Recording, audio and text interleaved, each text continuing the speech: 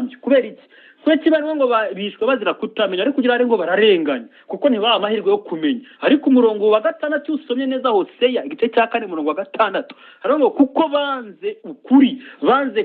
kumenya kuko banze kumenya ngo bishwe bazira kutamenya ngo kuko banze kumenya none baha amahirwe yo kumenya ariko babyanze rero kuko banze kumenya rero ngo nanjye nzabanga kumira abatambyi bivuga ko rero Imana izabanangira